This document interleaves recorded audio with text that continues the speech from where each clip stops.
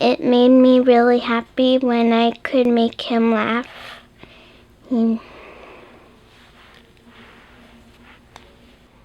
Trying to keep up grades and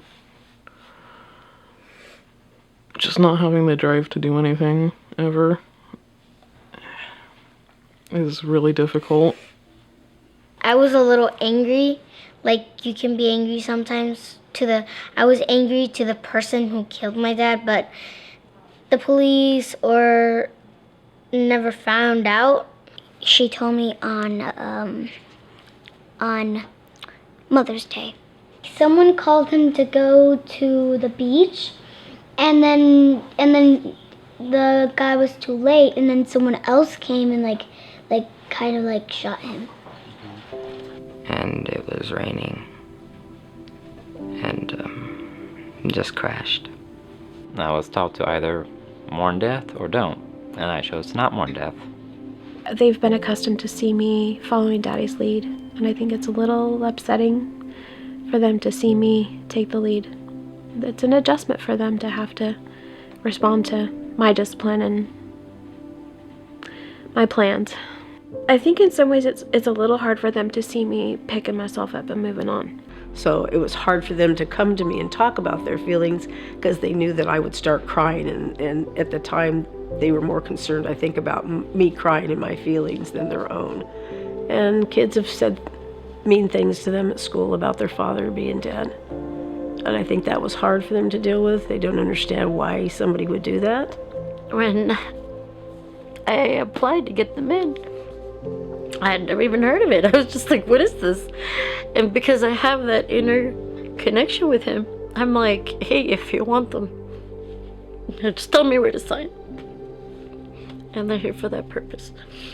So I feel like I'm serving that higher purpose, his highest purpose, in doing this and giving them those tools to turn this into something beyond what everybody just, you know what I mean, doesn't understand at that level.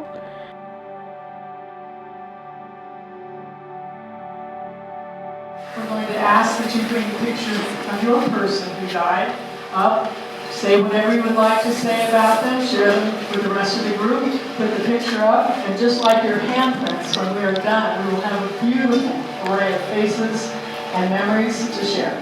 I hadn't cried in a long time about it, and I didn't think that I was gonna do that much more, but I did feel like that a lot of the time I was there.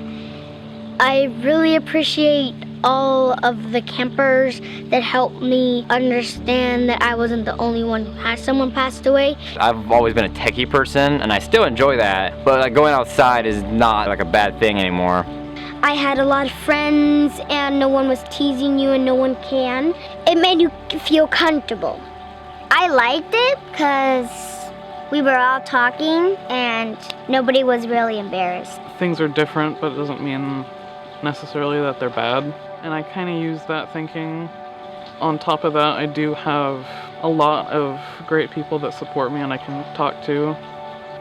We take this time again to say goodbye to our loved one, to send a message, or just feel the presence of those in your lives that you honor here tonight. Before, I was very quiet about it, didn't want to talk to no one. I definitely am able to talk freely about my dad now. Just giving the kids that new subset of experiences to lean on, and it gives me a door to open to get them talking and sharing.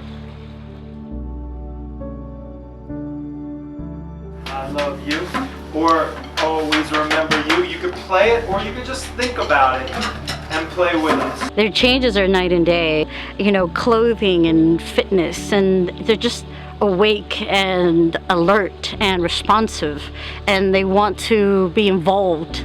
And as before, they were more kind of like teenagers and they don't want to do anything, and they're just kind of like, they don't get into explanations, and now they're open and they want to share. I felt a little bit more comfortable about being able to cry openly in front of them. I didn't want to upset them, so I was holding it all inside, and that's not healthy for sure. I think that they realize going to camp that it's okay to do that. It's part of the grieving process. So I think Camp Erin not only helped the children, but it also helped me.